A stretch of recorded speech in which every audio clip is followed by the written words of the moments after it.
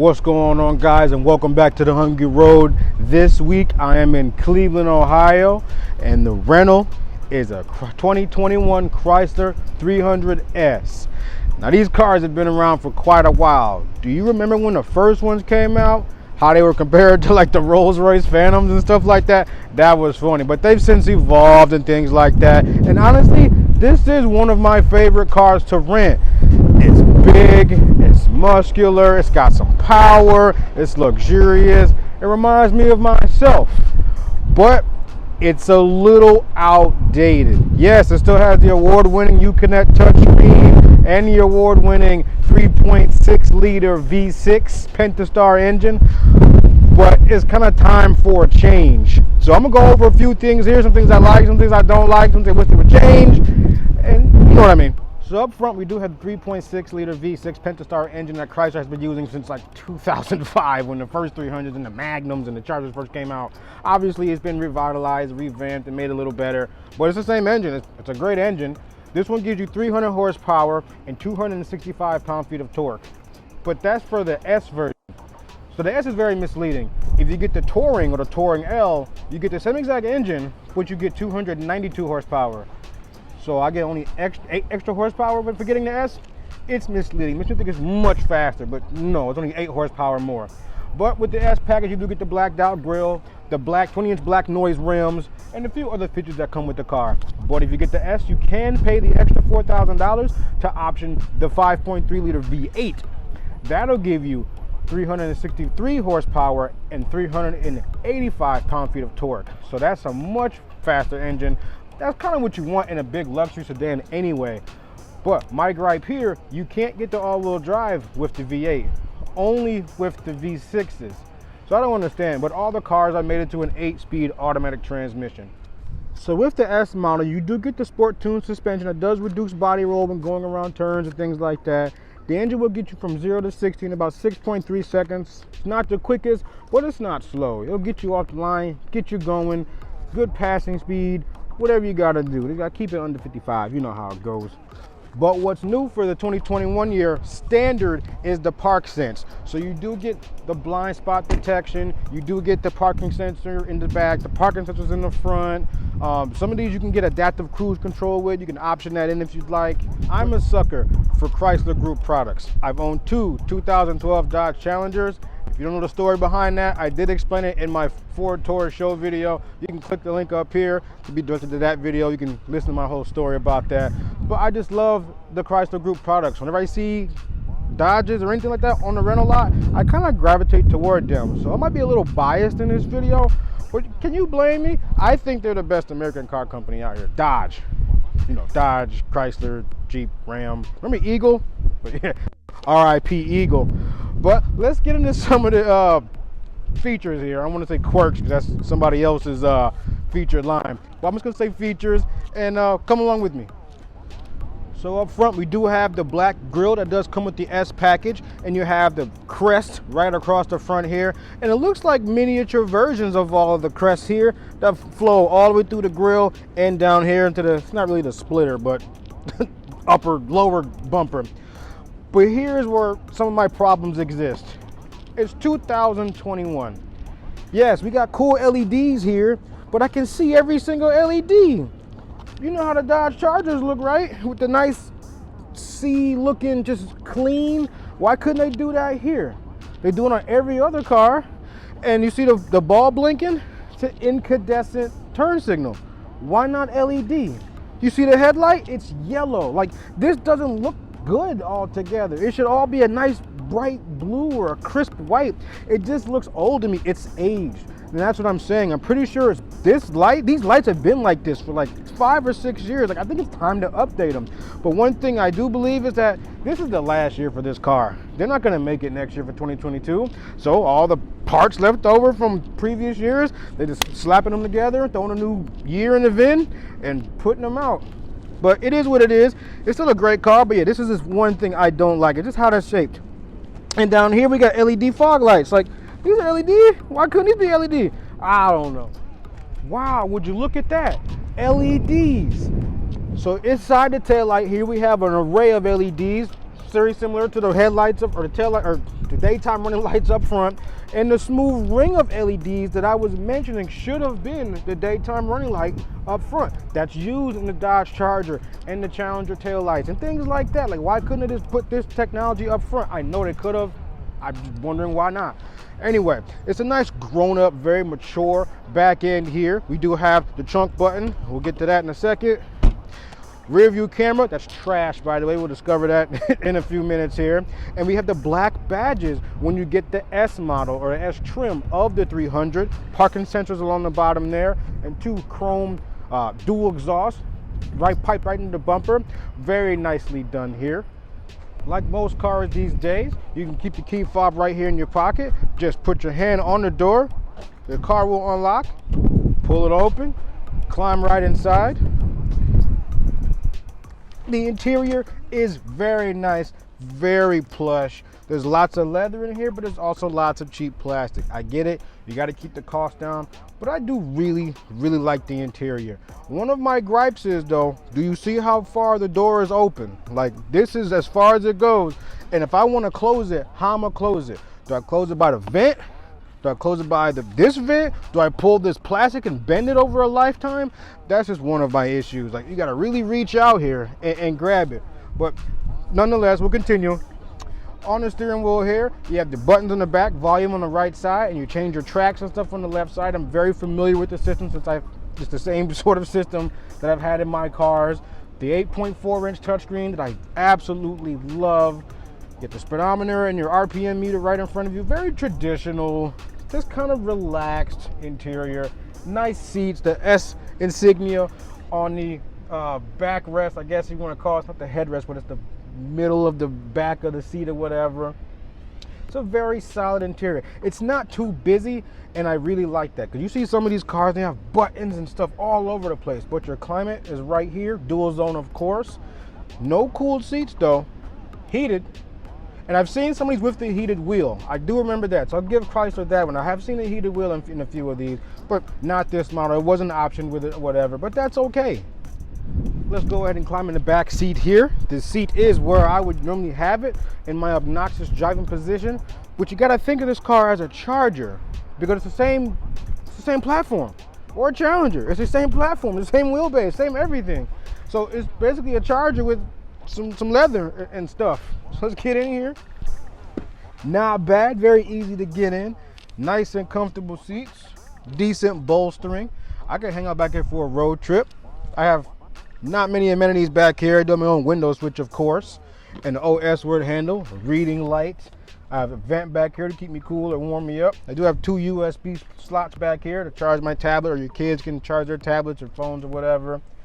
Got some cup holders and a fold down armrest. I love the vast amount of leather all over the place, and the accented piping inside the leather stitching. Very cool. Little pocket back here to store stuff.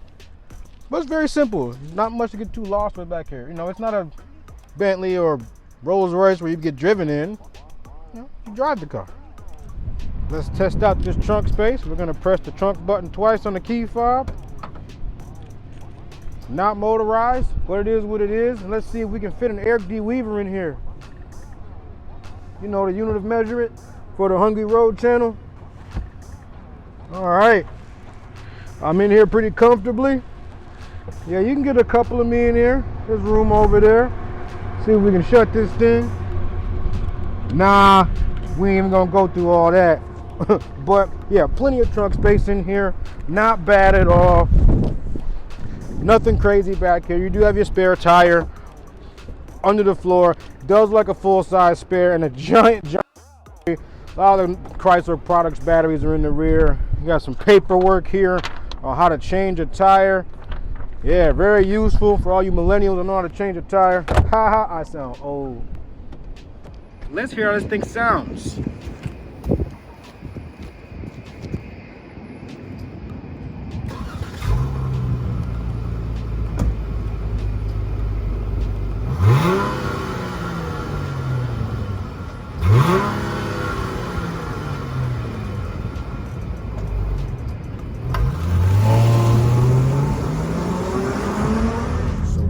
Inside the 2021 Chrysler 300S. It's a very good driving car. It is a little rougher due to the sport tune suspension, but that's just how it is. I would recommend going with the Touring or Touring L. They'll be a bit softer for you if you want more of a luxurious feel, because like I said, this one has the sport tune suspension and it's a little rougher, but it does have good power, decent acceleration. You can kind of put it in sport mode here with the little dial. So we're going to put it into S, push down, turn to the right. You hear the exhaust note kick up a little bit. And we add the sport feature here, press the button, we get this little flag on the dash, and the revs are being held just a bit higher, but give it some good punch. Yeah, there's a lot to be desired there with sound, acceleration, but it is what it is. Like I said, the car is 4,100 pounds. It's moving, it's doing what it's supposed to do. But yeah, this is not a AMG Benz or a Cadillac CTS-V or anything like that, where it's like more power focused and then the luxury is built around the power. This is the luxury, then the engine is kind of thrown in there. Steering's okay. I mentioned earlier there's no body roll, really. I mean, there's very, very little, but that's the point of the sport tune suspension. It's probably the third time I've said it, but that's the point of it, to make it feel more planted to the road, a more sporty feel, the more aggressive. That's what the sport is for. That's what the S means, sport. And it's just a bit more aggressive, just a bit more sporty, just not too old manish with the luxury cars. You know what I mean when I say that. But they did a good job with this car. I like it. It's calm, soothing, it's cool. Nice blue lights in the interior give you a calming effect. Can't change the color. You can probably change the background of the UConnect screen here, but the blue background here on the dash, you're stuck with that. So maybe I'm wrong about this car. Maybe it's not supposed to be a super plush luxury vehicle. Maybe it's designed just to compete with the Ford Taurus show or the Cadillac CTS-V. There are other big sedans in the American market, because FCA, Fiat Chrysler America, is the parent company to Chrysler.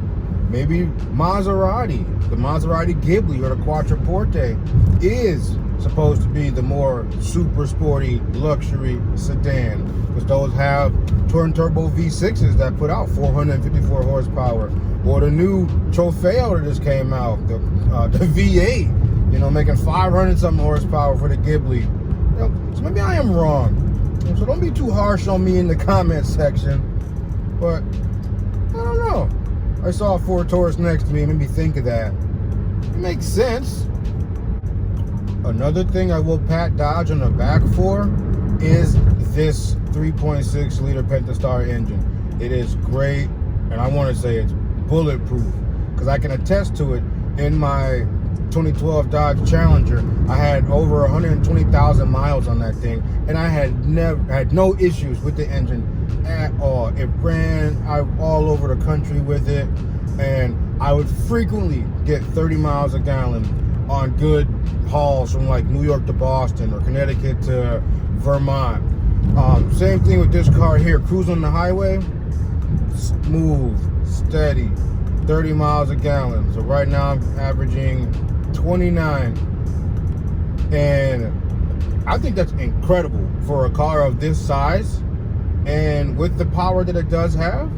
And this thing is not very aerodynamic. It's pretty much a brick, but 29 miles a gallon, that's just cruising around on the highways and stuff around Cleveland. Very good job with that, Doc. Last few bits here, just want to mention a few things. The turn signal stalk, I love how Dodge Chrysler, they only have one, so my right hand is free of all stuff over here, but the left hand has the stalk. Obviously you push down for left and up for right turn signals, and you just gonna twist the knob for your wipers. Like, that makes so much sense. Why do I need two stalks for that? And I love how Dodge does it. And while I'm hitting it, it's so I won't say satisfying, but the click, like you get in cars and you see a lot of like wobbly turnstiles or whatever, but this one is nice and tight. When you click it down, it's satisfying. Some good tension on there. You know you got the turn signal on. Obviously you can hear it too, but that was one thing I did notice. I did like that. Sadly, my microphone broke during the filming. Wind blew the camera over, and this connection that goes into the phone from this cable into this thing severed. So anyway, in conclusion, thank you for watching this video. I would have loved to own one of these things here, but I found the Ford Taurus for a lot less money than getting one of these with the V8, and who knows how I got ripped on. Doesn't matter. But this is a great car, don't get me wrong. I love it. I just wish it would be updated in a lot of areas, you know? But that's the name of the game. People don't want cars anymore. They want SUVs for whatever reason. All SUVs look the same.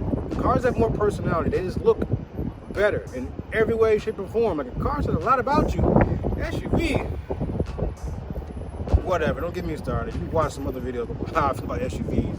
But anyway, guys, thank you for watching. I do appreciate it. Remember, my 1,000 subscriber giveaway is coming up. Whenever I hit 1,000 subscribers, you can get a chance to win 101 bucks in your pocket. Ask Ebony Dukes, our last winner. She got paid as soon as she saw the video I posted. And remember to like, comment, subscribe, leave me some criticism. Let's talk about cars. Follow me on Instagram, edweave95. And stay safe out there, guys.